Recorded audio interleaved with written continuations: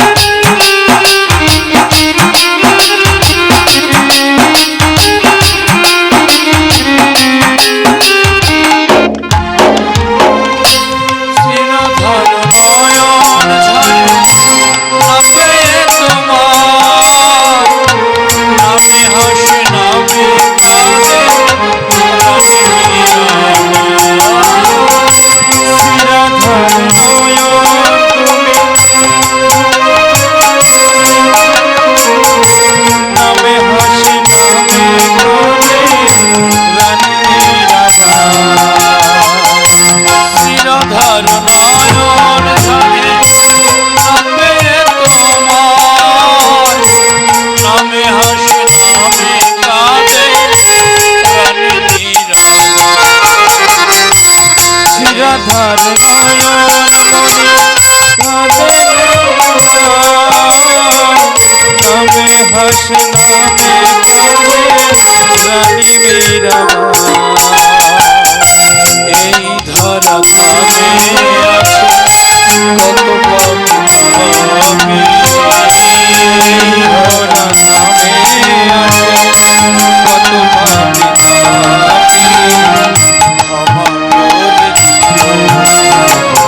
তোমার চরণ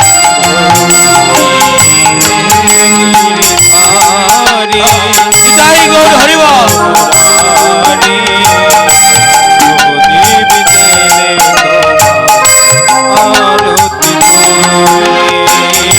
হে গিরিধারী কৃষ্ণ মুরারি, প্রদীপ জেলে আরতি করি।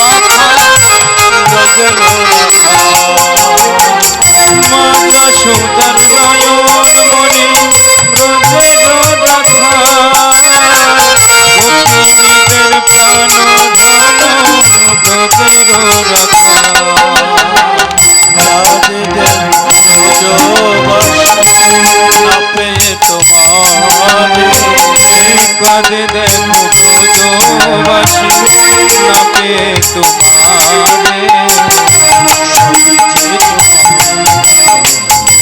তুমি নিরারি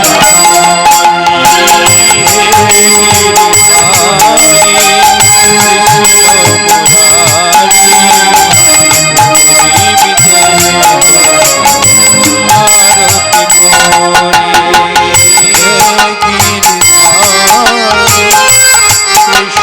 কৃষ্ণ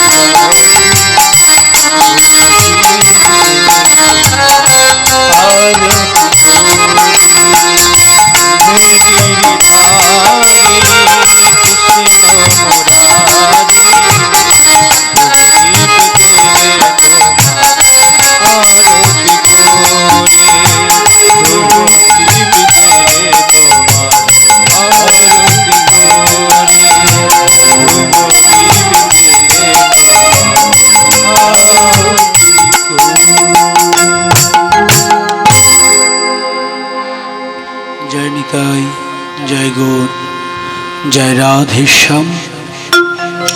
আমরা ভজন কীর্তন করলাম, তার আগে আমরা গুরু বন্দনা করেছি। এখন আমরা ভাগবতের সেই অমীয় ধারায় প্রবেশ করব। কালকে আমরা আলোচনা করেছিলাম গুরু কৃপা কি করে লাভ করা যায়, গুরুতত্ত্ব কি। আজকে আমরা জানব যে ভগবান শ্রীকৃষ্ণ একজন রাজার উপরে কতটা দয়ালু ছিলেন। একজন রাজা যে শত অন্যায় করার পরেও কি করে গোবিন্দের কৃপা লাভ করলেন, আমরা আজকে সেই বিষয় নিয়ে জানব। ভাগবতের দশম স্কন্ধে সেই রাজার কথা বর্ণিত রয়েছেন। সেই রাজার নাম হচ্ছে মুচকুন্দ রাজা। সে রাজার নাম মুচকুন্দ রাজা। মুচকুন্দ রাজা একজন প্রভাবশালী রাজা ছিলেন। তার রাজ্যে তেমন কোনো সমস্যা কখনো হয়নি। তিনি সারাটা জীবন অন্যায়ের প্রতিবাদ করতেন, কিন্তু যেহেতু ক্ষত্রিয় ঘরে জন্ম, তাই তিনি পশু হত্যা করতেন, পশু শিকার করতেন। কারণ সত্য ত্রেতা দাপর যুগে যারা ক্ষত্রিয় ছিলেন তাদের পেশাই ছিল যুদ্ধ করা এবং বনে গিয়ে পশু শিকার করা। তাই রাজা মুচকুন্দ তখন পশু শিকার করতেন, রাজ্যের ভারসাম্য রক্ষা করতেন। সে সময় এক অসুর, যার নাম হচ্ছে কালযবন, তার উৎপাতে ধরণী প্লাবিত হতে লাগলো। তার উৎপাতে সমস্ত রাজ্যবাসী পাগল হয়ে যেতে লাগলেন কষ্ট ক্লেশে। তখন রাজা মুচকুন্দর উপরে দেবতাদের বর আসলেন। তিনি দেবতাদের আশীর্বাদে, দেবতাদের বর গ্রহণ করে সে কালযবনকে হত্যা করলেন, তার বিনাশ করলেন। যখন কালযবন মুচকুন্দর মাধ্যমে, রাজা মুচকুন্দর মাধ্যমে ভস্মীভূত হলেন, ঠিক তখনই আমার অনাদির আদি গোবিন্দ সর্বকারণে কারণম পরম দয়ালু, তিনি তার চতুর্ভুজ রূপ ধারণ করে রাজা মুচকুন্দর সামনে আবির্ভূত হলেন। রাজা মুচকুন্দ ভগবানের সেই চতুর্ভুজ রূপ দেখে তার চোখ, তার সর্ববদন ঝলসে যাচ্ছে। একই তেজস্বী রূপ, একই বদন, একই গোবিন্দের সেই তেজপূর্ণ লাবণ্যময় রূপ দর্শন করে রাজা মুচকুন্দ গোবিন্দের পানে চেয়ে রইলেন। গোবিন্দ তখন রাজা মুচকুন্দকে নিজের পরিচয় দিলেন এবং পরিচয় প্রদান করার পরে রাজা মুচকুন্দ খুব আনন্দের সাথে বুঝতে পারলেন যে আর কেউ নয়, স্বয়ং আমার অনাদির আদি গোবিন্দ, যিনি নারায়ণের চতুর্ভুজ রূপ ধারণ করে আমার সামনে উপস্থিত হয়েছেন। তিনি শ্রদ্ধার সঙ্গে নারায়ণকে প্রণাম জানালেন। প্রণাম জানিয়ে নারায়ণের স্তব করতে লাগলেন। কি স্তব করলেন? স্তবটি হচ্ছে বিমোহিত তং হি তং জনৈ সময়াং তদিদীয়ানং তীত ভজনাথি তদুর্কিতম সুখায়ং দুঃখ ভব সূর্যতং গৃহ সজুষ্যত পুরুষতং বঞ্চিতং। একটু আগে যে শ্লোকটা আমি বললাম, এটা হচ্ছে ভাগবতের দশম স্কন্ধের 51 অধ্যায়ের 46 নম্বর শ্লোক।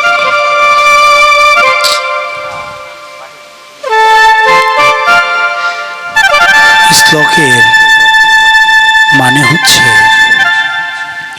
মুচকুন্দ রাজা তিনি বললেন, হে প্রভু, আমরা আপনার মায়ার দ্বারা আসক্ত হয়ে রয়েছি, আমরা আপনার মায়ায় ভুলে রয়েছি। এই দুর্লভ মানব জনম লাভ করেও মানুষ বিষয় সম্পত্তির লোভে, বিষয় বাসনায় আসক্ত হয়ে আপনাকে ভুলে গিয়েছে, আপনাকে স্মরণ করে না। এই বিষয় বাসনা থেকে মুক্ত হবার পথটুকু আমাকে বলে দিন, কারণ এই সংসার যাতনাময়, এই সংসারে সুখ নেই গোবিন্দ। যেহেতু চতুর্ভুজ রূপ ধারণ করে আমার কাছে এসেছে, যেহেতু আপনার এই রূপ মানুষ জনম জনম সাধনা করে পায় না, সে রূপে আপনি আমাকে দর্শন দিয়েছেন, তাহলে দয়া করে আমাকে এই মোহমায়ার বন্ধন থেকে মুক্ত করে দিন। তাহলে যে শ্লোকটা আমি বললাম একটু আগে, শ্লোকটা হচ্ছে ভাগবতের দশম স্কন্ধের 51 অধ্যায়ের 46 নম্বর শ্লোক, যেখানে রাজা মুচকুন্দ গোবিন্দের সেই মায়া মোহিত রূপ, চতুর্ভুজ নারায়ণ রূপ দর্শন করতে গোবিন্দের কাছে প্রার্থনা জানাচ্ছেন, গোবিন্দের কাছে স্তব করছেন যে গোবিন্দ, এই জগৎ মায়ার জগৎ, এই মায়ার জগতে পড়ে, বিষয় বাসনার লোভে পড়ে, স্ত্রী পুত্র পরিজন ভাই বন্ধু আত্মীয় স্বজন এদের লোভে আমি তোমাকে ভুলে গিয়েছি। এই দুর্লভ মানুষ্য জন্ম পেয়েছি বহু সাধনার ফলে, কিন্তু এই জন্ম পেয়ে আমি তোমার নাম করতে পারিনি, তোমার গুণগান করতে পারিনি, তোমাকে একদিনের জন্য আমি বুঝতে পারিনি। একদিনের জন্য আমার এই মন হা কৃষ্ণ হা গোবিন্দ বলে কাঁদেনি, একদিনের জন্য এই দুচোখ দিয়ে গোবিন্দ দর্শন হওয়ার ইচ্ছাটা থাকেনি, একদিনের জন্য নাসিকা দিয়ে গোবিন্দের শরীরের যে সুভাষ সেটা গ্রহণ করার মতো ইচ্ছা আমার অন্তরে জাগে না। একদিনের জন্য মনে হয় না এই গোবিন্দের বক্ষ মাঝে গিয়ে আমার এই বক্ষটাকে জড়িয়ে ফেলি, জড়িয়ে ধরে গোবিন্দকে। রাজা মুচকুন্দ এ কথা বলছেন আর অঝরে দু চোখ দিয়ে জল ঝরছে। গোবিন্দ বলছেন, রাজা, তুমি জীবনে অনেক পাপ কার্য করেছ, অনেক পশু পাখি তুমি হত্যা করেছ,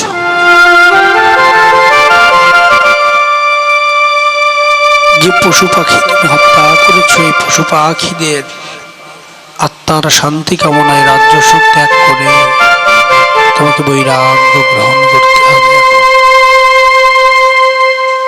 আর আগামী জন্মে তোমাকে আমি আশীর্বাদ করছি, তুমি দ্বিজশ্রেষ্ঠ হয়ে এই ধরাধামে আবার জন্মগ্রহণ করবে। দ্বিজশ্রেষ্ঠ বলতে কি বোঝায়? দ্বিজ বলতে ব্রাহ্মণকে বোঝানো হয়েছে। এখন আমরা যারা নিজেদেরকে ব্রাহ্মণ বলে দাবি করি, আমরা কিন্তু ব্রাহ্মণ নই বাবা। আমার কুল ব্রাহ্মণ, আমি ব্রাহ্মণ কুলে এসেছি, তা আমি ব্রাহ্মণ নই, আমি দ্বিজ। আমি দ্বিজ কেন? আমার উপনয়ন সংস্কার হয়েছে, তাই আমি দ্বিজ। আমার কুল ব্রাহ্মণ কুল। ব্রাহ্মণ কে ছিল? ব্রাহ্মণ ছিলেন আমার দাদু গুরু মানিক গোসাই। ব্রাহ্মণ ছিল আমার আরাধ্য শ্রী জগদীশ পরমহংস ফটিক সাধু। এরা ব্রাহ্মণ ছিলেন, যা বলতেন মুখ দিয়ে তাই হতো। আমি মুখ দিয়ে যা বলবো তাই কি হবে বাবা?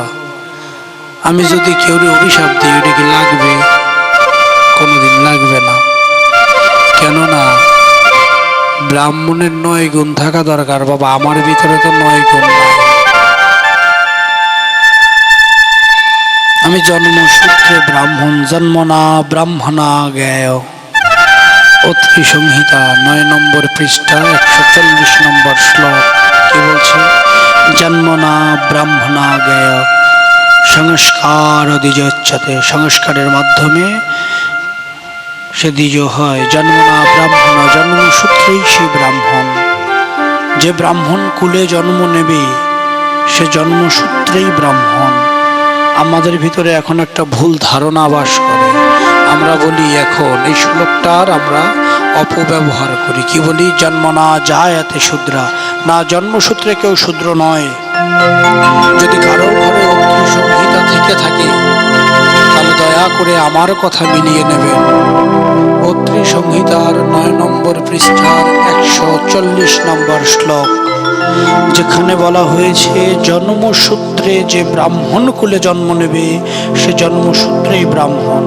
জন্মসূত্রে যে শূদ্র কুলে জন্ম নেবে সে জন্মসূত্রে শূদ্র। জন্মসূত্রে যে ক্ষত্রিয় কুলে জন্ম নেবে সে জন্মসূত্রেই ক্ষত্রিয়।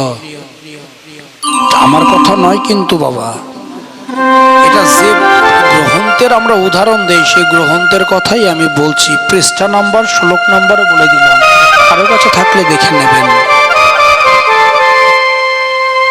কিছু কিছু জিনিস, কিছু কিছু শ্লোকের আমরা অনেক ভুল ব্যাখ্যা করে থাকি। আমাদের সনাতন ধর্মটা ডিভেট করে দেই এই ভুল শ্লোকের মাধ্যমে, ভুল বিষয়ের মাধ্যমে মানুষকে ভুল পথে পরিচালিত করি বাবা। কিন্তু আপনাদের কাছে অনুরোধ, শুধু পাঠক নয়, যে পাঠ করতে এসেছে সেই গ্রন্থ আদি পড়বে তেমন নয়। আপনারা সকলে গ্রন্থ আদি পড়ার চেষ্টা করবেন। যদি আপনারা সকলে গ্রন্থ আদি পড়েন তাহলে আমি কি বললাম, আর একজন এসে কি বললো, আর একজন এসে কি বললো, সেই ভুল পথে কখনো আপনারা পরিচালিত হবেন না। আর নাহলে আজকে আমি একটা কথা বলে গেছি, কালকে আর একজন এসে আর একটা কথা বলবে, আপনাদের ভিতরে কিন্তু দ্বিধা কাজ করবে, আমরা কোনটা রেখে কোনটা করব। এজন্য বাবা গ্রন্থ পড়তে হবে। পড়লে অনেক কিছু জানা যায়। আমাদের 4টা বেদ, 18খানা পুরাণ, এরপরে উপপুরাণ রয়েছে, বিভিন্ন সংহিতা রয়েছে, হরিভক্তি বিলাস, বিভিন্ন গ্রন্থ আদি রয়েছে, এগুলো পড়তে হয় বাবা। এই যে পাঠের জগতে এসেছি মা, আপনাদের কৃপায়, বাবাদের কৃপায় আমার অনেক বই। কেন জানেন? কারণ না পড়লে অনেক বিষয় তো একটা বইতে থাকে না বাবা, বিভিন্ন বইতে বিভিন্ন কিছু থাকে। এগুলো না পড়লে আমি কি বলবো, অনেক পড়তে হয় বাবা। এই যে সারাদিন পাঠ করার পরে অনেকদিন এমন হয় যে দিনে রাত্রে 2বার প্রোগ্রাম থাকে। এই প্রোগ্রামগুলো করার পরে আবার রাত্রে বাড়িতে গিয়ে 1-1.5 ঘন্টা বই পড়তে হয়। যদি নাই পড়ি তাহলে আপনাদের ভক্তদের মাসে এসে গোবিন্দের কথা কি বলবো বাবা। অনেক অধ্যয়ন করতে হয়। এই জন্য আপনাদের কাছে অনুরোধ, আপনারাও এই গ্রন্থ আদি পড়বেন, তাতে আপনাদের উপকার বাবা, আমার কিছু হবে না। কারণ তাহলে আপনারা কখনো ভুল পথে পরিচালিত হবেন না, কোনোদিন ভুল পথে যেতে পারবেন না।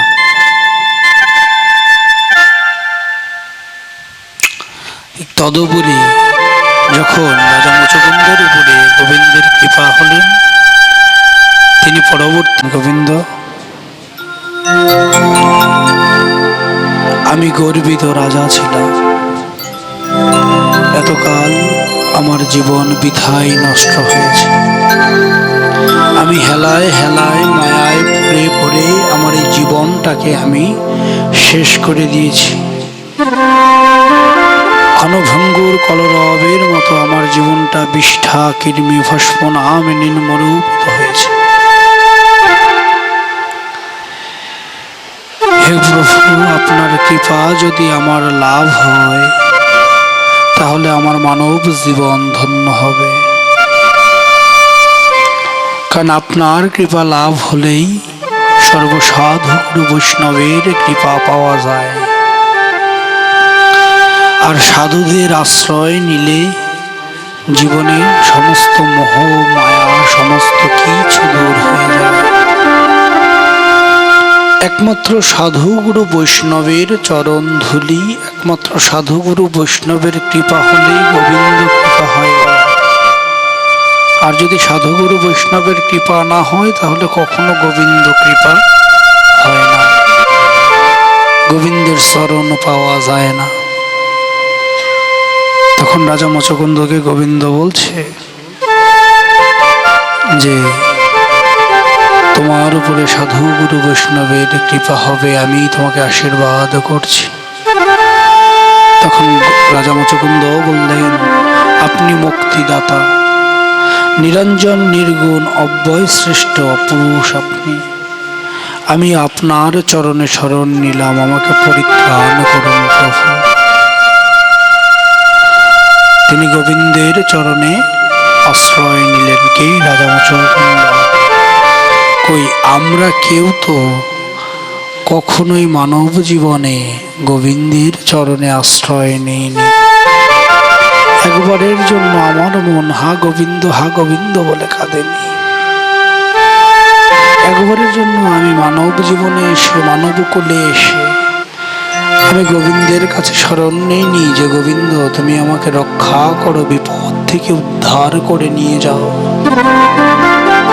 তোমার কৃপা ভিন্ন আমার এই মানব জীবনে আর কোনো উদ্দেশ্য নেই। কারণ যেদিন এই ধরাধাম থেকে চলে যাব সেদিন বৈতরণীর ঘাট পার করবে আমার গুরুদেব। আর বৈতরণী পার হওয়ার পরে আমার প্রথম সাক্ষাৎ হবে আমার অনাদিরাদি গোবিন্দের সাথে। তখন গোবিন্দও আমাকে বলবে যে তোমাকে যে কর্ম করতে আমি মানবকুলে পাঠিয়েছিলাম তুমি তার কতটুকু কর্ম করেছ বাছাধন? আমি বলবো বাবা কিছুই করতে পারিনি। কেন পারোনি? স্ত্রী পুত্র পরিজন মায়ার সংসারে যে মায়ায় বসি সবকিছু ভুলে গেছি বাবা।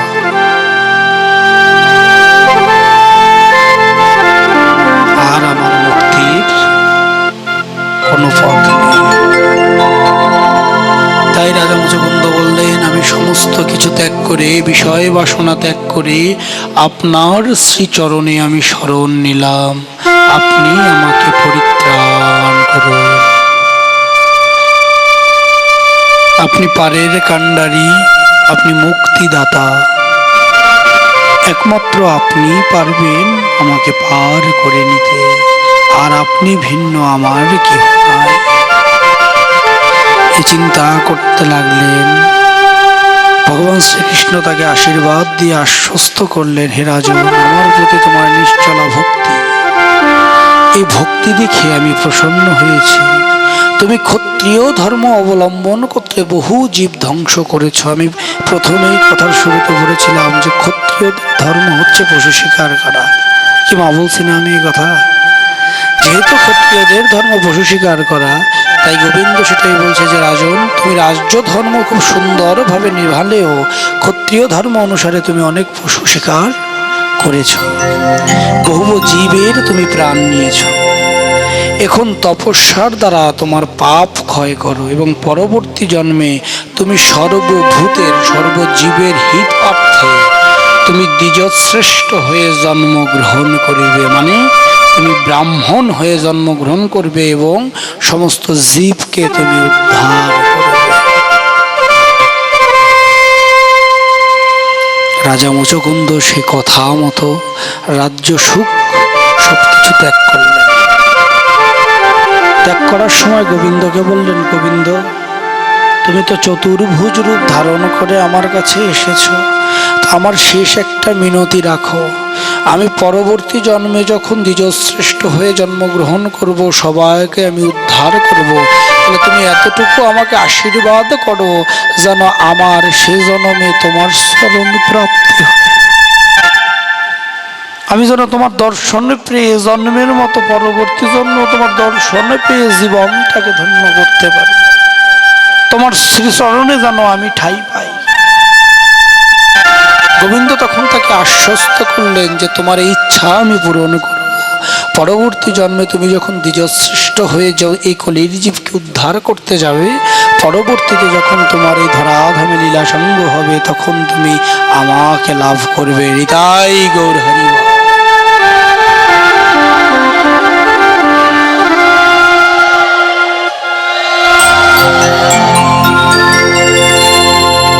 রাজা মুচুকুন্দ ভগবান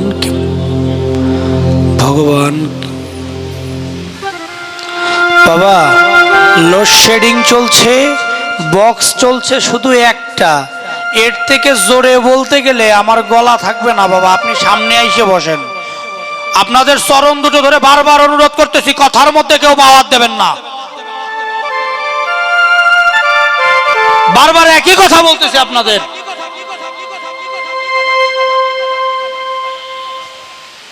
কেমনটা লাগে যখন একটা প্রসঙ্গের মধ্যে ঢুকে যায় বাবা, তখনই একটা না একটা বাধা দেয়।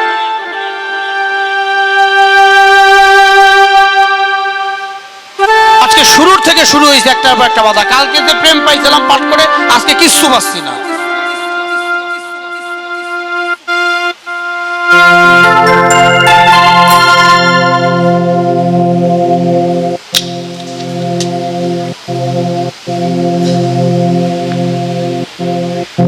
জয় নিতাই গৌর হরিবল।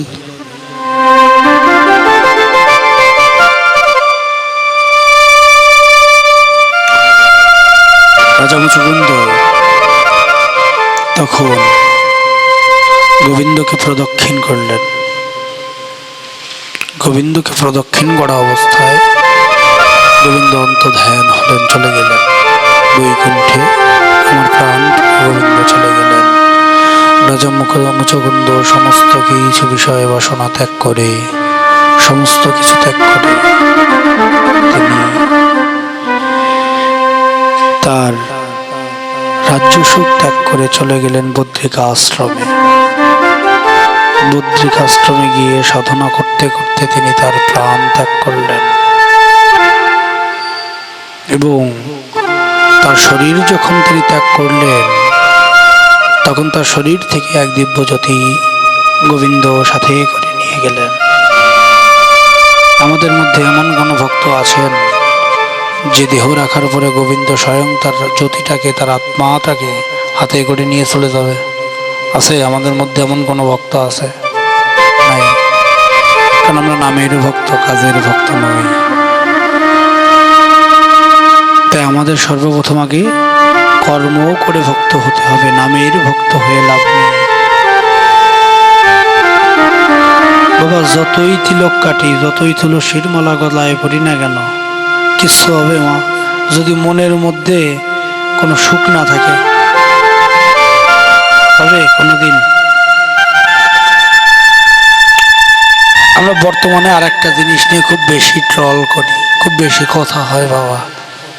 সেটা হচ্ছে কি জানেন? নিরামিষ আহার আর আমিষ আহার। খুব কথা হয় এটা নিয়ে, হয় না মা? যারা নিরামিষ খায় তারা গোবিন্দরে একদম পেয়ে গেছে, আর যারা আমিষ খায় তারা গোবিন্দরে কোনোদিন পাবে না। তারা গোবিন্দরে, তাদের কোনোদিন ইহ জন্মে গোবিন্দ কৃপা হবে না, তাদের মুখ থেকে হরি কথা শোনা যাবে না। তারা এখনো আমিষের লোভই ত্যাগ করতে পারে নাই, তাদের মুখ থেকে হরি কথা, কৃষ্ণ কথা শোনাও পাপ, এরকম কথাও হয়। তো আজকে বলে যাই, জেনে নেবেন, আপনারা এখানে যারা উপস্থিত আছেন আপনারা প্রত্যেকে আমিষ খান।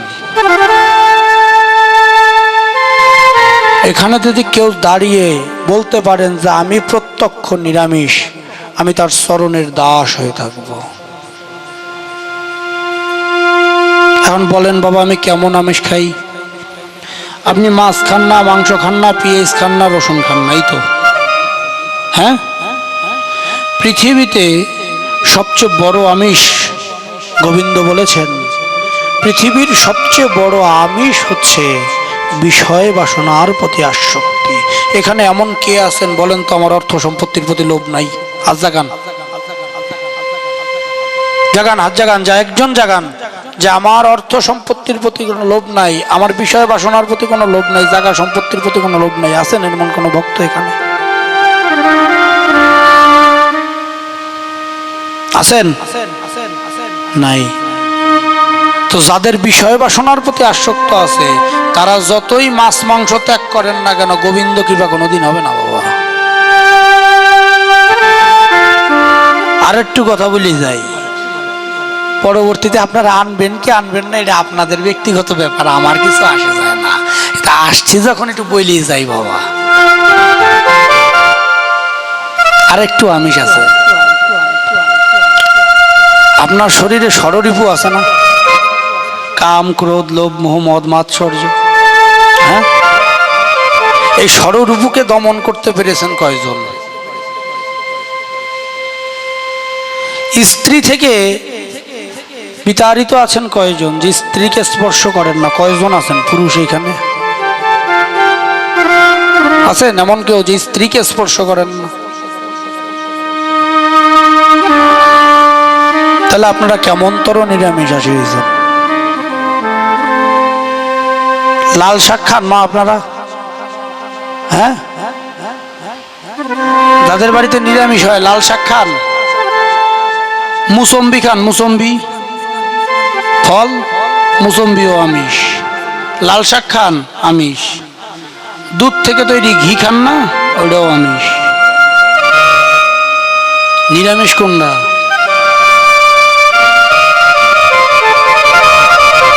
নিরামিষ কোনটা? নিরামিষ বলতে এই যে বিষয় বাসনার প্রতি যে আসক্তি, এইটাকে যেদিন ত্যাগ করতে পারবেন সেই দিন প্রত্যক্ষ নিরামিষ আশী আপনি হয়েছেন। নিরামিষ বলতে শাস্ত্রে কোনো খাবার এর কথা বলা নেই, আছে সাত্ত্বিক, রাজস্বিক আর তামসিক খাবার।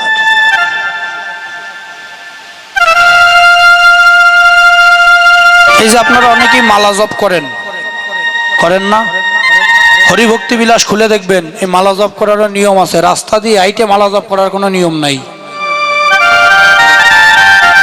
ও রাস্তা দিয়ে হাঁটবেন, মালা জপ করবেন, একটা মালা টিপে রাইকে বলবেন বাবা ভালো আছো, আবার জপ করবেন, ও জপ করবো, বরং পাপ কামাচ্ছেন মা আপনারা, আরো অধপতনে যাচ্ছেন। হরিভক্তি বিলাস খুলে দেখবেন, আমার মুখের কথা বিশ্বাস করতে হবে না, আপনারা আরো পাপ কামাই করতেছেন, পুণ্যের পটাও পাচ্ছেন না।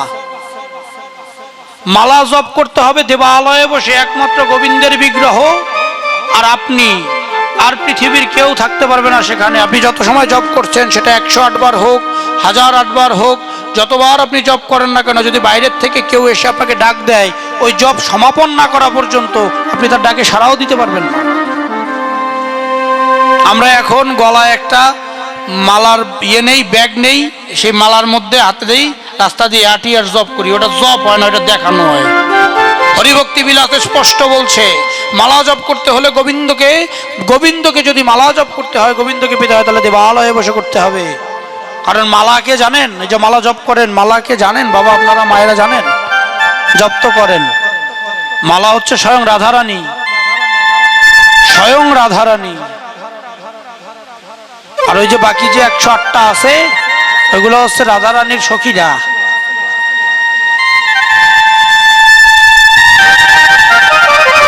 আমাদের আন্তর্জাতিক খ্যাতিসম্পন্ন শিল্পী অসীম সরকার তার গানে একটা কথা বলেছেন, গোপনে করো গোপী সাধনা, মাধুর্য কান্তারসে ডুবে থাকো না। তাহলে এই গোপী সাধনা, এই যে মালা জপটা হচ্ছে রাধারানীর সাধনা করা, এই সাধনা লোক দেখায় করা যায় না। এই সাধনা একমাত্র গোবিন্দের সামনে বসে করতে হয়। এই সাধনার মাধ্যমে রাধারানীর কৃপা হলে তবেই গোবিন্দের কৃপা হবে। আমরা এখন দেখানো ভক্তি করছি বাবা। আমরা আর একটা জিনিস নিয়ে ট্রল করি, কি কালো তিলক কেটেছি বৃন্দাবনের রস, আমি বৃন্দাবনের কৃপা পেয়ে গেছি, আর একজন সাদা তিলক কেটেছে ও গোবিন্দের কৃপা, কিচ্ছু ভান নাই, ওরা ডিম পেয়েছে। আপনাদের কিচ্ছু করতে হবে না, আমি বলে যাই, না মালা জপ করবেন, না আমিষ না নিরামিষ, কোনো কিছুর দরকার নাই। যদি অন্তরে শুদ্ধতা আনতে পারেন, যদি অন্তরে প্রেম আনতে পারেন, ভক্তি আনতে পারেন, নিজের জন্মদাতা পিতা মাতাকে স্নেহ করতে পারেন, ভালোবাসতে পারেন, তাদের চরণ যুগল ধরে থাকতে পারেন, গোবিন্দ কৃপা আপনার লাভ হবে, আমি বলে গেলাম। এছাড়া যতই ধর্মকর্ম করেন, তীর্থক্ষেত্র গয়া গঙ্গা কাশী যেখানেই যান, কোনো জায়গায় হবে না।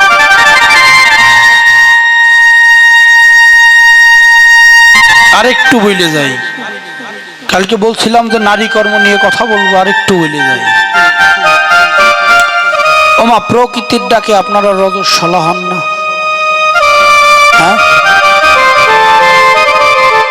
শাস্ত্র বলছে এই অবস্থায় কখনো গোবিন্দ সেবা করা যায় না, এই অবস্থায় কখনো স্বামী স্পর্শ করা যায় না। যদি বা কোনো নারী ভুলবশত রজস্বলা অবস্থায় স্বামীকে স্পর্শ করে, তাহলে সেই স্বামীর আয়ু ক্ষয় হয়, সেই স্বামী অকালে মৃত্যুবরণ করেন। এই রজস্বলা অবস্থায় মায়েদের থাকতে হয় কোথায় জানেন? মায়েরা থাকতে হয় মাটিতে। 3 দিন পর্যন্ত স্বামী স্পর্শ করা নিষেধ, 4 দিনের দিন স্বামী স্পর্শ করার অধিকার পান মায়েরা, 7 দিনের পরে গিয়ে গোবিন্দ পূজার অধিকারী পান। কিন্তু এখন প্রায়ই দেখছি যে অনেক জায়গায় অনেকে বলে যে আতুর অসুস্থ থাকলে যা থাকুক না কেন গোবিন্দ পূজা করা যায়। আমার শরীর যদি অপবিত্র থাকে, কখনো গোবিন্দর সেবায় লাগবে?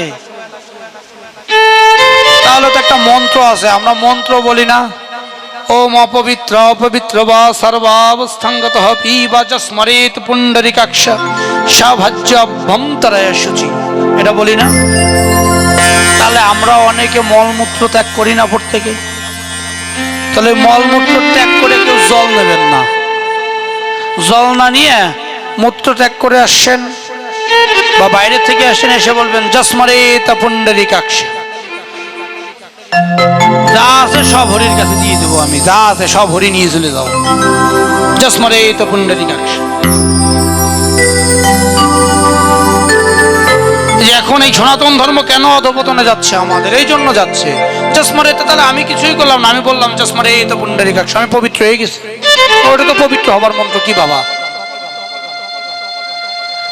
তাহলে এগুলো বন্ধ করে দেন আজকের পর থেকে, আমি বলে যাই, এগুলো আজকের পর থেকে বন্ধ করে দেন। কখনো অসুস্থ থাকা অবস্থায়, শরীর অপবিত্র থাকা অবস্থায় কোনোদিন গোবিন্দ সেবায় নিজেকে লাগাবেন না, তাতে পাপ অর্জন করছেন, পুণ্যের পাওয়া পাচ্ছেন না। এখন বুঝবেন না, বুঝবেন যেদিন এই প্রাণ পাখি ছেড়ে চলে যাবে সেই দিন, তার আগে পর্যন্ত বুঝবেন না।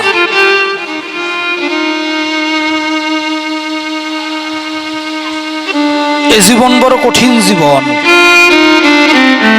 ভুলের রাজ্যে কেউ বাস করিয়েন না। জীবনটাকে সুন্দর করতে শেখেন। এতদিন পর্যন্ত যে ভুল জগতে ছিলেন সেই জায়গার থেকে বেরিয়ে আসেন। যদি আপনাদের কারো আমার কথার মধ্যে কোনো সন্দেহ থেকে থাকে, তাহলে যে বইগুলোর কথা বললাম এই বইগুলো খুলে দেখবেন, নারী কর্তব্য খুলে দেখবেন। মহাভারত যদি কারো ঘরে থাকে সেখানে নারী কর্তব্য আছে, মাতা পার্বতী স্বয়ং বলছে নারীদের কি কর্তব্য নয়। মহানির্বাণ তন্ত্র যদি কারো ঘরে থাকে সেখানে দেখবেন সদাশিব স্বয়ং নারী কর্তব্যের বর্ণনা দিচ্ছে। হরিভক্তি বিলাস যদি থাকে সেখানে দেখবেন মালা জপ করার বিধান আছে।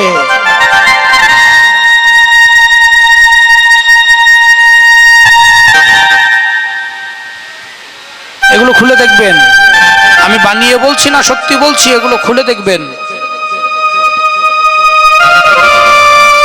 তো রাজা মুচুকুন্দ নিজের ভুল বুঝতে পারেন যে জীবনে অন্যায় তো কম করেনি। যখন তিনি পরবর্তী জন্মে বদ্রিকা আশ্রমে গিয়ে যখন নিজের এই বাহ্যিক শরীর ত্যাগ করলেন, পরে যখন তিনি আবার জন্মগ্রহণ করলেন সাধনার মাধ্যমে, তখন অনেকাংশে জানা যায় যে তার পরবর্তী নাম ছিল নরসিংহ মেহতা। তিনি গুজরাটের একটি রাজ্যে জন্মগ্রহণ করেছিলেন। ইন্ডিয়া একটি রাজ্য আছে গুজরাট, সে গুজরাটের একটি জায়গায় জন্মগ্রহণ করেছিলেন।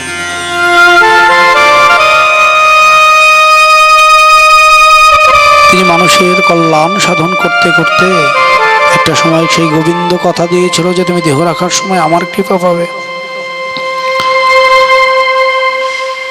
তাই গোবিন্দকে চারিদিক শুধু তিনি গোবিন্দময় দেখতেন, চতুর্দিকে শুধু গোবিন্দকে দেখতেন, গোবিন্দ বিনা আর কিছু দেখতেন না, সর্বদা শুধু গোবিন্দ গোবিন্দ। চারিদিকে যেদিকে তাকাতেন সেদিকেই গোবিন্দকে দেখতেন। দেখতে দেখতে তিনি গোবিন্দ প্রেমে বিভোর হয়ে যেতেন।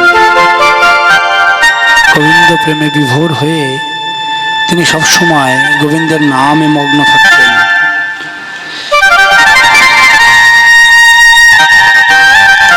সর্বদা গোবিন্দের নাম করতে করতে, গোবিন্দের গুণ গাইতে গাইতে তিনি বিভোর হয়ে যেতেন যে আমাকে যে কর্মের জন্য গোবিন্দ এনেছে সে কর্ম অমর হয়ে গেছে, এখন যদি গোবিন্দের ডাক এসে যায়। তিনি খেতে বসতেন, গোবিন্দকে দেখতেন, ঘুমাতে যেতেন, গোবিন্দকে দেখতেন, যাই করতেন না কেন গোবিন্দকে দেখতেন আর বলতেন, কৃষ্ণ কৃষ্ণ শুধু শ্রীকৃষ্ণ, কৃষ্ণ বিনা কিছু না, কৃষ্ণ নাম সুধা নিয়ে কৃষ্ণেরই গান গায়, কৃষ্ণেরই গান গায়। কৃষ্ণ কৃষ্ণ শুধু শ্রীকৃষ্ণ, কৃষ্ণ বিনা কিছু না,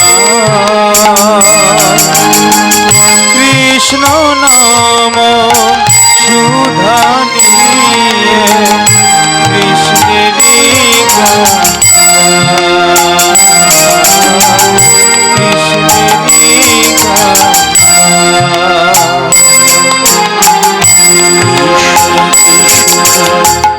শুধু শ্রীকৃষ্ণ, কৃষ্ণ বিনা কিছু না,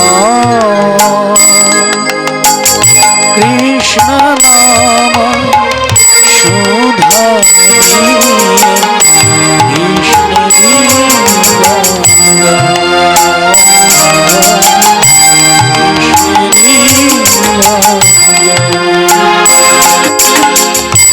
কৃষ্ণ কৃষ্ণ শুধু শ্রীকৃষ্ণ, কৃষ্ণ বিনা কিছু না,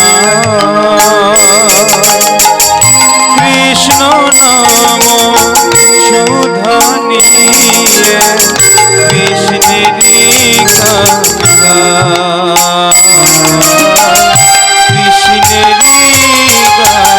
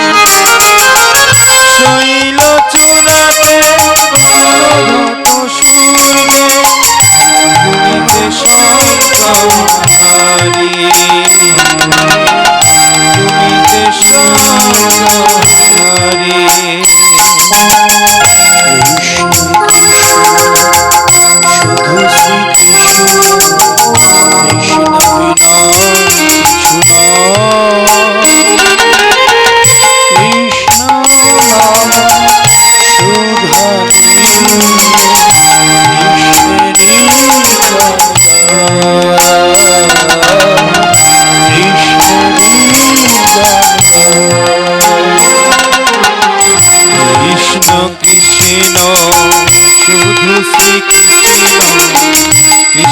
বিনা কিছু নাই। কৃষ্ণ নাম সুধা নিয়ে কৃষ্ণেরই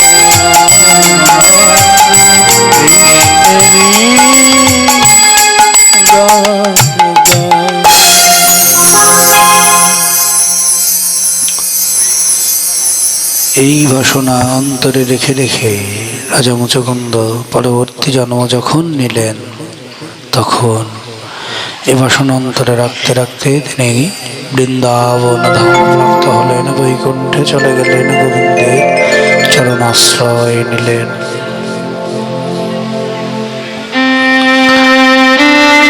দেখুন, একদিন না একদিন এই ধরাধাম থেকে আমাদের অনেককেই যেতে হবে, সকলকেই চলে যেতে হবে। কেউ এখানে চিরস্থায়ী নয়, আমরা প্রত্যেকে এখানে ক্ষণস্থায়ী। আজ অথবা কাল, যেদিনই হোক না কেন আমাদের এখান থেকে চলে যেতেই হবে। আমাদের পারের দিন আর বেশি দূরে নয়। হয়তো আজকে আপনাদের মাঝে আছি, কালকে আমার জীবনে সূর্যোদয় নাও হতে পারে, এটাই সত্যি। তো কখন কাকে ডাক দেবেন, কখন কার ডাক এসে যাবে, আমরা কেউ সেটা জানি না। তাই এখনো সময় থাকতে থাকতে যদি আমরা গোবিন্দের চরণে না যাই, এখনো সময় থাকতে থাকতে যদি আমরা গোবিন্দের শ্রীপাদ পদ্ম অর্জন না করি, তাহলে আর হবে না। সবাই একটা কথা স্মরণে রাখবে, আমাদের সব কিছুর একটা প্রস্তুতি থাকে না মা। বাড়িতে যদি কোনো অনুষ্ঠান হয়, হোক সেটা বিয়ে শাদী, হোক কোনো অন্য ধর্মীয় অনুষ্ঠান, যাই হোক, আমরা কিন্তু 2-4 মাস আগের থেকে একটা প্রিপারেশন নেই, সবাই নেই না বাবা? কি মায়েরা নেই না? তদুপরি আজকের থেকে প্রত্যেকে একটা প্রিপারেশন নিয়ে রাখবেন, আজ না হয় কাল আমার ওপারের ডাক এসে যাবে, আমাকে চলে যেতে হবে সে ওপারে, সে জগতে আমাকে চলে যেতে হবে, সে জগতে ছাড়া আমার আর কোনো পথ নেই। এই কথাটা আজকের থেকে আমরা প্রত্যেকে স্মরণে রাখবো। আজ অথবা কাল, যেদিনকেই হোক না কেন আমাকে সে পরেও পারে চলে যেতে হবে, আমার ডাক হয়তো এসে যাবে, এই বুঝি আমার ডাক এসে গেল। এই ধারণাটা যদি আমার অন্তরে থাকে, তবেই আপনার ভাগবত প্রাপ্তি হবে, তবেই আপনার চৈতন্য উদয় হবে, তবেই আপনার গোবিন্দ কৃপা লাভ হবে। নিতাই গৌর হরি বল।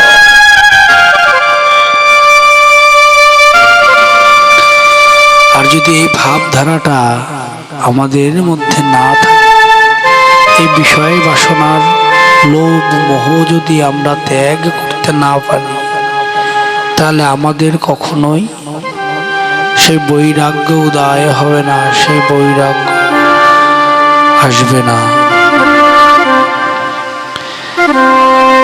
দেখুন, এই যে ভগবত কথা আজকে দ্বিতীয় রজনী চলছে, যে আপনারা শ্রবণ করছেন, এই ভাগবত প্রাপ্তি, এই ভাগবত কথা শোনার ফল তখনই হবে যখন আপনাদের ভিতরে সে চৈতন্যের উদয় হবে। যতদিন পর্যন্ত আপনাদের মধ্যে সে চৈতন্যের উদয় না হবে ততদিন পর্যন্ত ভাগবত প্রাপ্তি আপনাদের হবে না। আমি এখানে বসে হরি হরি বললাম, বাইরে গিয়ে সব ভুলে গেলাম, কোনো লাভ হবে না। ভাগবতকে প্রাপ্তি করতে হলে, ভাগবত প্রাপ্তি করেছিলেন রাজা পরীক্ষিত যখন জানতে পারলেন, আমি কালকে বলেছিলাম, রাজা পরীক্ষিত যখন জানতে পারলেন সপ্ত দিবসে তার মৃত্যু হবে, তখন তার ভাগবত প্রাপ্তি হয়েছিল, তার ভিতরে চৈতন্য এসেছিল। তাই আমরা যদি মনে করি কালকের সূর্যোদয় হয়তো আমার জীবনে হবে না, কাল হয়তো আমি আর এই পৃথিবীর আলো দেখতে পারবো না, এই সুন্দর ভুবন আমি হয়তো কাল দেখতে পারবো না,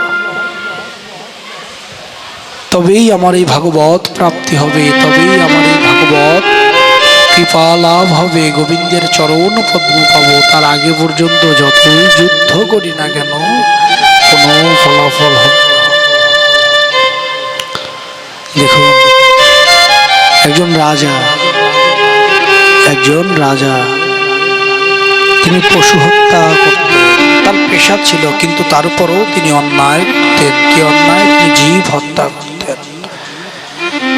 তারপরে তাকে গোবিন্দ দর্শন দিয়েছে, গোবিন্দ তাকে মোক্ষ লাভের উপায় বলে দিয়েছে, পরজন্মে গোবিন্দ কৃপাও তিনি আবার লাভ করেছেন। তো রাজা মুচুকুন্দ যদি গোবিন্দ কৃপা লাভ করতে পারে, আমরা তো গোবিন্দের সৃষ্ট জীব, গোবিন্দ তো নিজে হাতে আমাদেরকে সৃষ্টি করেছে, তাহলে আমরা কেন গোবিন্দ কৃপা লাভ করতে পারবো না?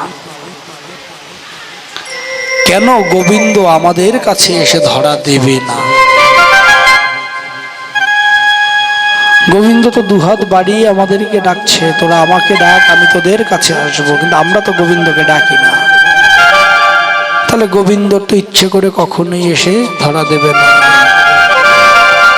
মা না কান্না করলে সন্তানকে কিন্তু মা কখনো দুধ খাওয়ায় না, খাওয়ায়? তদুপরি আমার পেটে খিদা, আমি যদি না ডাকি গোবিন্দকে, গোবিন্দকে আমার কাছে আসবে না। তাই গোবিন্দকে ডাকার ব্যাপারটাকে নিতে হবে ক্ষুধা হিসাবে, এটা আমার অন্তরের ক্ষুধা। এই ক্ষুধা হিসাবে যদি নিতে পারেন, আজ না হোক কাল, কাল না হোক পরশু, গোবিন্দ কৃপা লাভ আমার হবেই, হতেই হবে। গোবিন্দ এত নির্দয় নয়, এত পাষাণ আমার গোবিন্দ নয়। আমার গোবিন্দকে এখনো ডাকলেও তার কৃপা পাওয়া যায়। আমাকে তো করেছে বাবা, আমি তো প্রমাণ পাচ্ছি। আমার মতো তুচ্ছ মানব যদি ভাগবত প্রাপ্তি করতে পারে, আমার মতো তুচ্ছ মানব যদি আপনাদের মতো সাধুগুরু বৈষ্ণবের চরণ ধুলি পেতে পারে, আপনারা তো অনেক বিজ্ঞজন, জ্ঞানীজন, বৈষ্ণবজন, আপনারা কেন পারবেন না? তাই আজ থেকে আমরা যদি সেই মৃত্যুকে স্মরণ করি, সেই মৃত্যু পথের যাত্রী হয়ে চলি, মনে যদি করি যে আমি সেই মৃত্যু পথের যাত্রী, তবেই একমাত্র গোবিন্দ কৃপা হবে।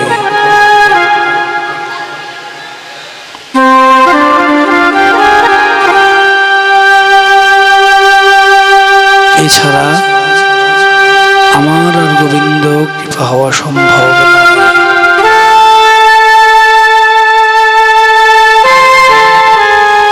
গোবিন্দ তখন আমাকে কৃপা করবেন। তো রাজা মুচুকুন্দকে গোবিন্দ কৃপা করে মথুরায় ফিরে গেলেন। মথুরায় এসে রাজা জরাসন্ধকে পুনরায় পরাজিত করলেন। জরাসন্ধ পুনরায় মথুরাপুরে আক্রমণ করলেন এবং পূর্বেই ঘোষণা দিয়েছিলেন, এবারও যদি আমি কৃষ্ণের কাছে পরাজিত হই, তাহলে আমি ব্রাহ্মণদের খুব কঠিন থেকে কঠিনতর শাস্তি দেব।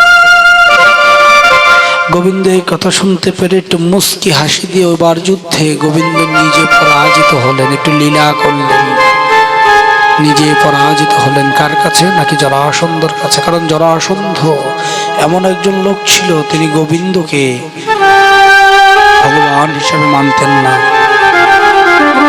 তিনি গোবিন্দের সপ্তম অবতার শ্রীরামচন্দ্র যখন অবতারিত হলেন ত্রেতা যুগে, তখনও তিনি তাকে অবতার হিসেবে মান্যতা দেননি, দাপর যুগেও তিনি ভগবানকে দেবতা হিসাবে, অবতার হিসাবে মর্যাদা দেননি।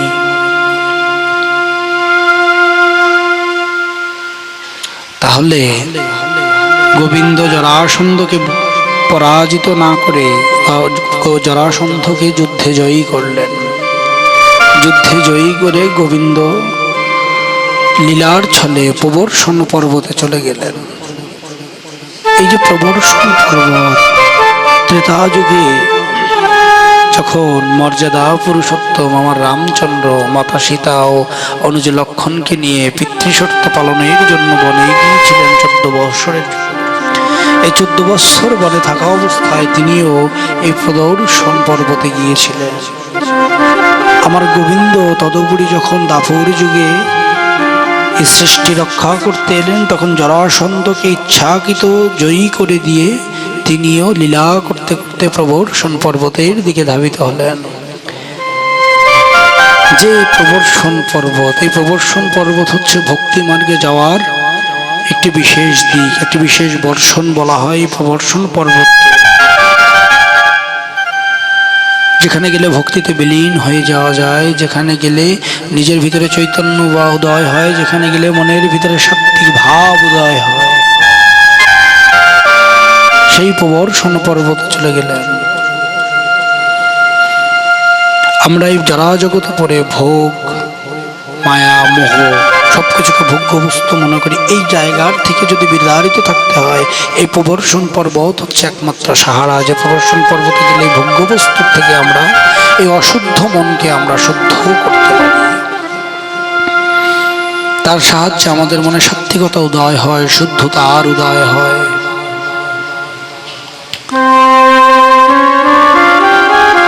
যেখানে সাধুগুরু বৈষ্ণবের সঙ্গ হয়, যেখানে সাধুগুরু বৈষ্ণবরা থাকে, সেখানে গেলেও মন দেখবেন শান্ত হয়ে যায়। যখন আপনারা অনেকেই বাড়িতে বিভিন্ন অনুষ্ঠান করেন না, বিভিন্ন হরিসভা, বিভিন্ন কীর্তন, বিভিন্ন কিছু আমাদের বাড়িতে হয়, তখন দেখবেন আমাদের বাড়িতে অনেক সাধুগুরু বৈষ্ণবের আগমন ঘটে। এই যে সাধুগুরু বৈষ্ণবের আগমন ঘটে, এই সাধুগুরু বৈষ্ণবের কৃপায় কিন্তু দেখবেন বাড়ি এবং মন দুটোই শীতল হয়ে যায়। একটা শীতলতার অনুভব হয়, অন্তরের ভিতরে একটা ভক্তিভাবের উদয় হয়। যে ভক্তি আমাকে সেই ভক্তি মার্গে যাওয়ার পথকে বলে দেয়। সেই ভক্তি মার্গে যাওয়ার পথ একমাত্র সাধুগুরু বৈষ্ণবের করুণায় আমি পেতে পারি। তাছাড়া আমার পক্ষে সেই সাধুগুরু বৈষ্ণবের কৃপা পাওয়া সম্ভব নয় বাবা।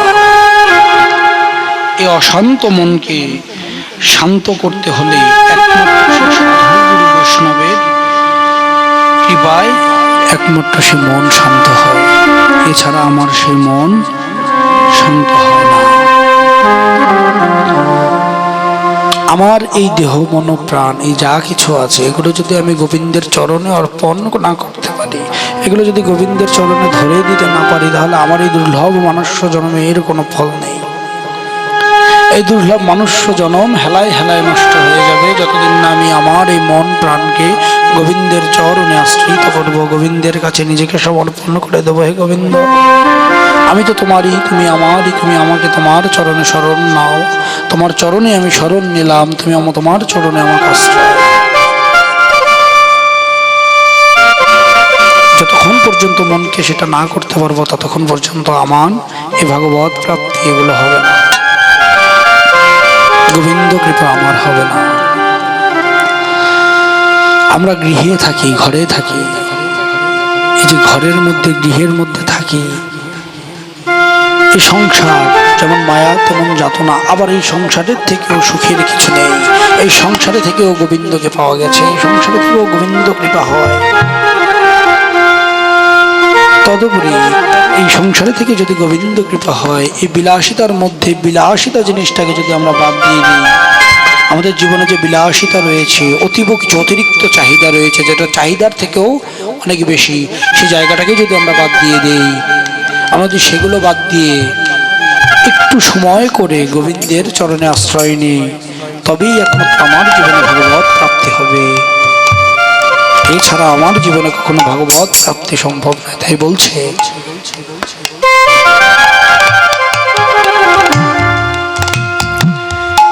ওগো ভগবান,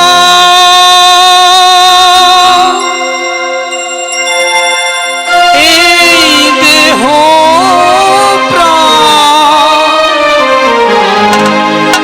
আমি তোমারই চরণে দেহ ধরি।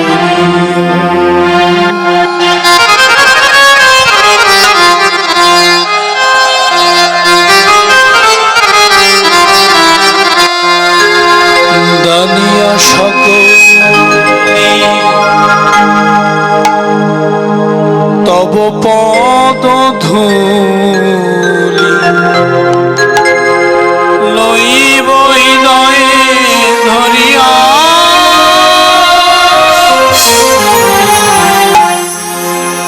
তোমার চরণে চরণে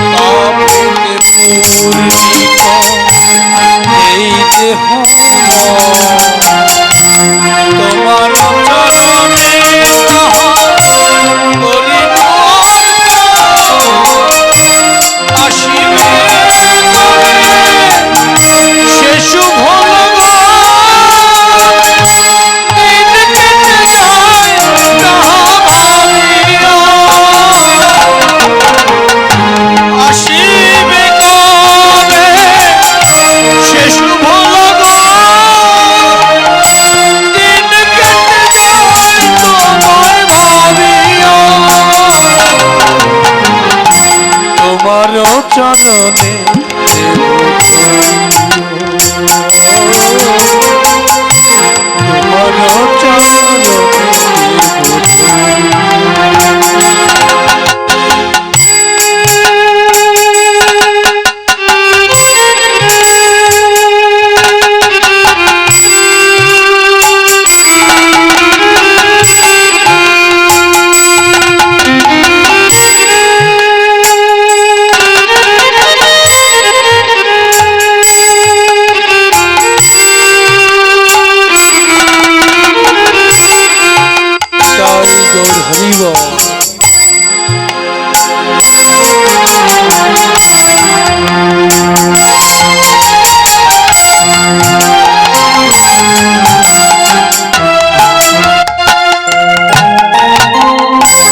দেহ মন প্রাণ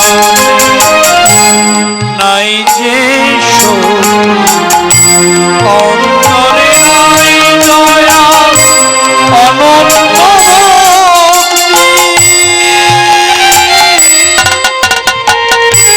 দেহ মন প্রাণ নাই যে অন্তরে নাই দয়া অনন্ত ভক্তি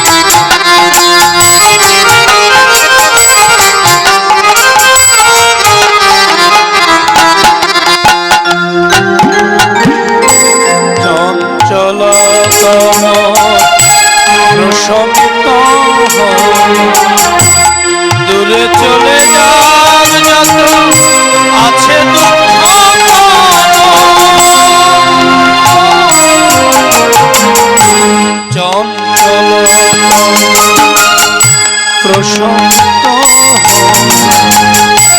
দূরে চলে যাক যত আছে দুঃখ তুমি প্রভু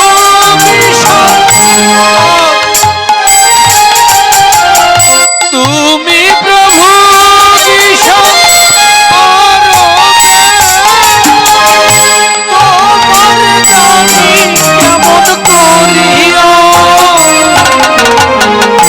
তোমার চরণ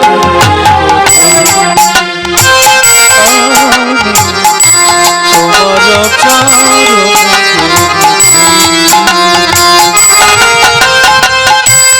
ওগো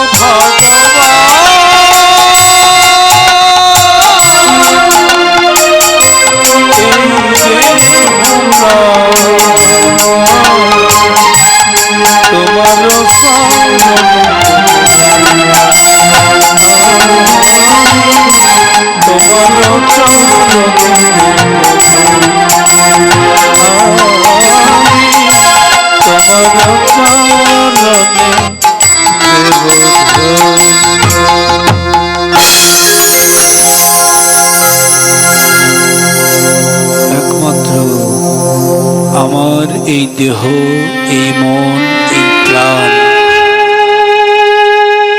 এই সমস্ত কিছু যদি গোবিন্দের চরণে আমি অর্পণ করে দিই, তাহলে আমার এই মন যে চঞ্চলতা রয়েছে, আমার এই মনে যে বাহ্যিক প্রেম রয়েছে, আমার এই মনের মধ্যে যে বাসনা কামনাগুলো রয়েছে, এগুলো সমস্ত কিছু ত্যাগ হয়ে একটা সময় গোবিন্দ শ্রীপাদ পদ্মে বিলীন হয়ে যাবে। যখন গোবিন্দ শ্রীপাদ পদ্মে বিলীন হয়ে যাবে আমার এই দেহ মন প্রাণ, তখনই আমার গোবিন্দ কৃপা লাভ হবে, তখনই আমার ভাগবত প্রাপ্তি হবে, তখনই আমার জীবনে সেই মোক্ষ ধামে যাওয়ার পথটার সুন্দর সুযোগ। জীবনে ভক্ত সঙ্গ, সাধু সঙ্গ, ভক্তদের সাথে আলিঙ্গন, ভক্তদের চরণ ধুলি, এটা প্রত্যেকটা মানুষের সেই মোক্ষ ধামে যাওয়ার রাস্তা করে দেয়। আর জীবনে আরো দ্রুততার সাথে গোবিন্দের দর্শন পাওয়া যায় যদি নিজের জন্মদাতা পিতা মাতাকে ভালোবাসা যায়। জন্মদাতা পিতা মাতার প্রতি শ্রদ্ধা ভক্তি রাখা যায়, জন্মদাতা পিতা মাতাকে হৃদয় দিয়ে ভালোবাসা যায়, তাদের চরণ যুগল সেবা করা যায়, তাহলে ভাগবত প্রাপ্তি এবং গোবিন্দ দর্শন দুটো তাড়াতাড়ি হয়। কিন্তু আমরা এখন মাতা পিতা বৃদ্ধ হলে পাঠাই দিই কোথায়? বৃদ্ধাশ্রমে। আমাদের এই জীবনে আর ভাগবত প্রাপ্তি সম্ভব নয়। আমরা যদি পিতা মাতাকে শ্রদ্ধা করতে পারি, যে মা 10 মাস 10 দিন গর্ভে ধারণ করেছেন, প্রসব যন্ত্রণা সহ্য করেছেন, পৃথিবীর আলো দেখিয়েছেন, সে মায়ের চগল যুগল যদি পুজো করতে পারি, তাহলে আমাদের জীবনে ভাগবত প্রাপ্তি খুব তাড়াতাড়ি হয়ে যাবে। কখনো যাদের যে বাবা মা জীবিত আছে, কখন তাদের মনে আঘাত দেবেন না। বাবা মা না থাকার যে কি কষ্ট আমি একটু হলেও বুঝি, কারণ আমি এত 7টি বছর বাবা হারিয়েছি। বাবা নামের বটবৃক্ষ আমার জীবন থেকে হারিয়ে গিয়েছে। আমি জানি বাবা না থাকার কি কষ্ট। মাথার উপরে বট গাছের ছায়া যদি না থাকে, তাহলে সে সন্তানের জীবন কতটা কঠিন হতে পারে।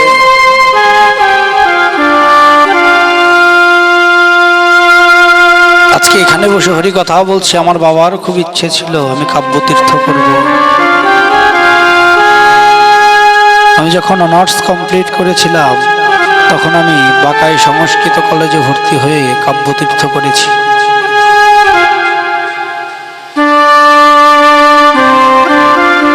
আমি কাব্যতীর্থ কমপ্লিট করেছি মা, কিন্তু আজকে আমার বাবা নেই। থাকলে হয়তো অনেক খুশি হতো। উনি চেয়েছিলেন তার ছেলে ভক্তি মার্গে আসুক, তার ছেলে ভক্তি পথে যাক, এটা ওনার অনেক ইচ্ছে ছিল।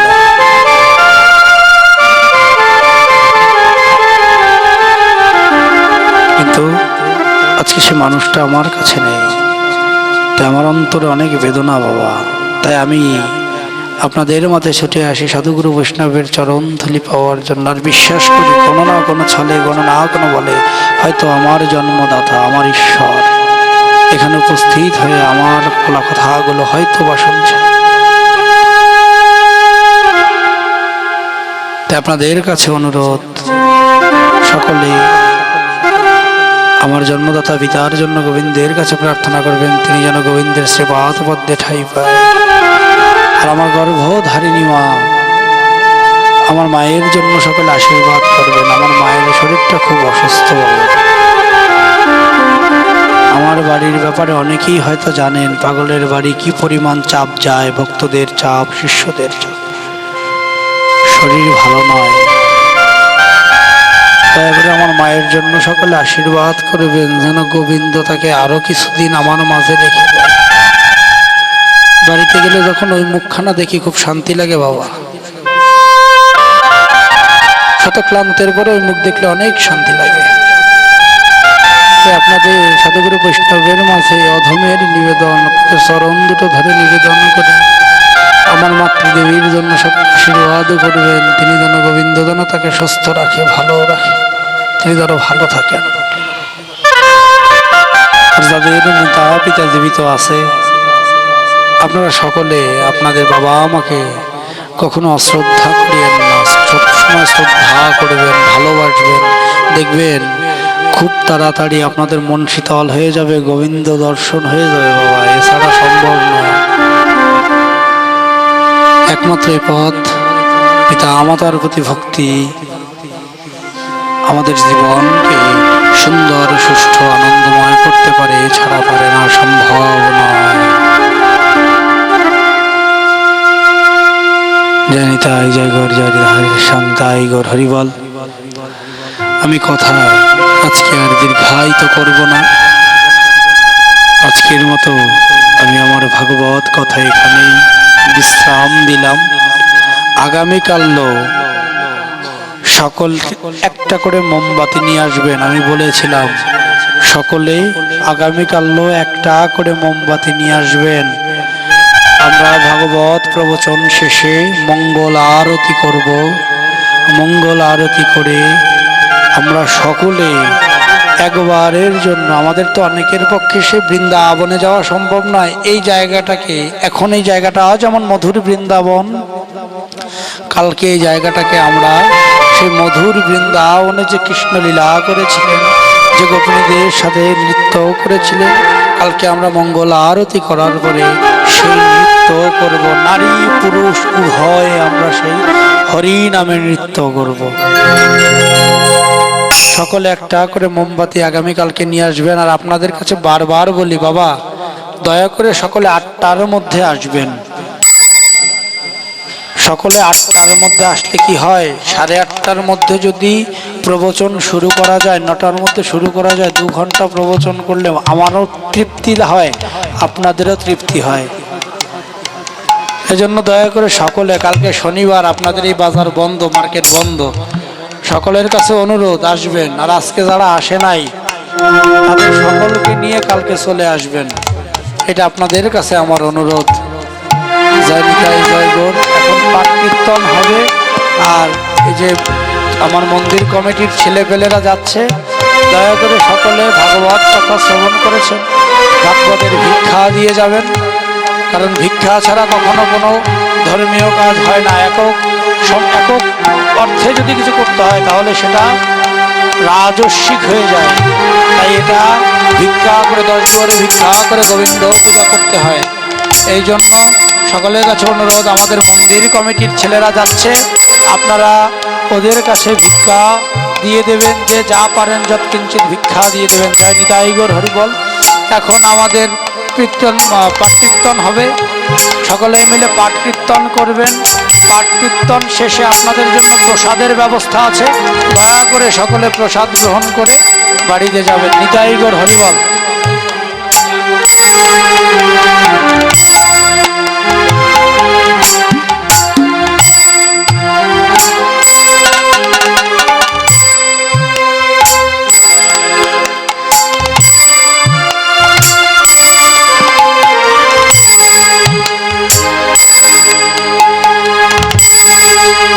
জয় শ্রী রাধেশ্যাম, নিতাই গৌর হরি বল।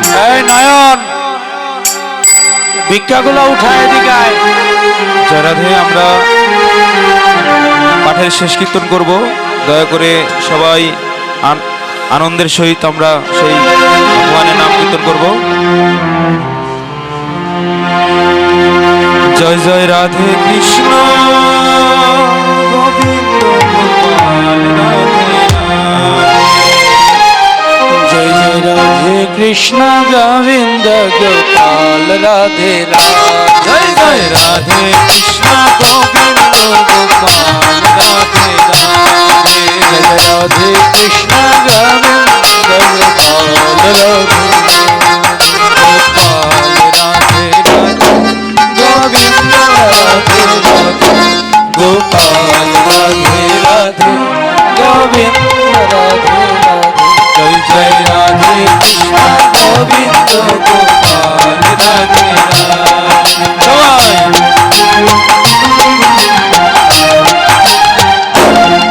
জয় জয় শ্যাম সুন্দর মদন মোহন বৃন্দাবন শ্রী অদ্বৈত গদাধর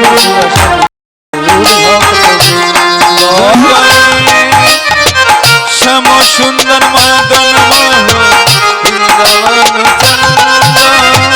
রসেশ্বরী বিনোদিনী ভানুকুল রাধে কৃষ্ণ গোবিন্দ গোপাল রাধে রাধে রাধে কৃষ্ণ গোবিন্দ গোপাল রাধে জয় জয় ললিতা বিশাখায়াদি যত সঙ্গীত রাধে শাখায়ানি রথ সাথী জয় জয় ললিতা বিশাখায়াদি যত সঙ্গীত জয় ললিতা বিশাখায়াতি যত সখী শ্রী বৃন্দাবন শ্রী যমুনা রাধে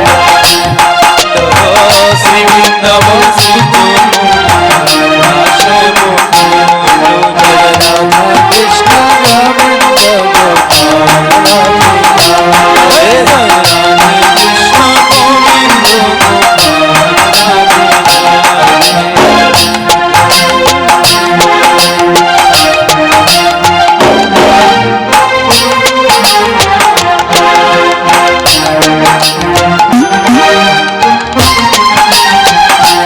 জয় জয় পূর্ণমাসী পুণ্যলতা জয় বীরবীন্দ পূর্ণমাসী পূর্ণলতা জয় বীরবৃন্দ জয় পূর্ণমাসী পুণ্যলতা জয় বীরবীন্দ জয় পূর্ণমাসী পূর্ণলতা জয় বীরবৃন্দ শ্রী বৃন্দাবন শ্রী যমুনা রাধা শ্যাম কুন্দ সবে মিলে কর দয়া নিয়তি জয় জয় রাধে কৃষ্ণ গোবিন্দ সবাই সবাই রাধে রাধে কৃষ্ণ গোবিন্দ গোপাল রাধে রাধে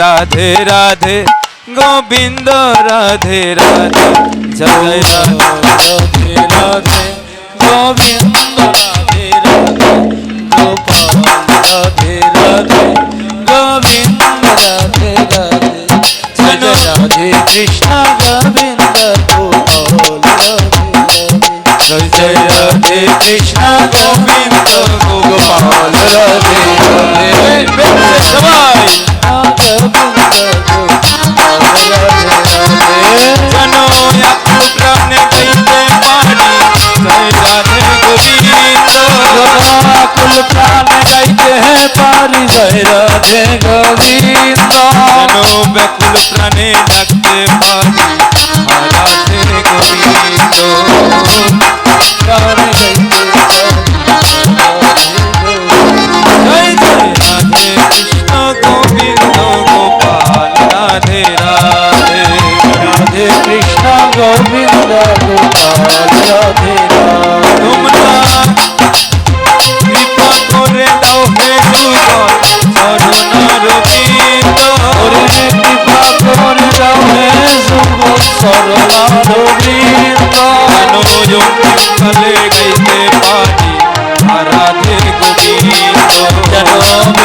হয়ে যাইতে পারি রাধে গোবিন্দ জয় জয় রাধে কৃষ্ণ গোবিন্দ জয় রাধে কৃষ্ণ গোবিন্দ গোপাল রাধে রাধে জয় রাধে কৃষ্ণ গোবিন্দ গোপাল রমন হরি বল জয় জয় রাধা রমন হরি বল জয় রাধা রমন হরি বল জয় জয় রাধা রমন হরি বল জয় জয় রাধা রমন হরি বল জয় হরি বল হরি বল হরি বল হরি বল হরি বল হরি বল হরি হরি বল রাধা বল রাধা বল রাধা রাধা রাধা বল একবার রাধা রাধা রাধা রাধা রাধা রাধা জয় রাধা রমন হরি বল জয় জয় রাধা রমন হরি বল রাধা রমন হরি বল জয় রাধা রমন হরি বল হরে কৃষ্ণ কৃষ্ণ কৃষ্ণ হরে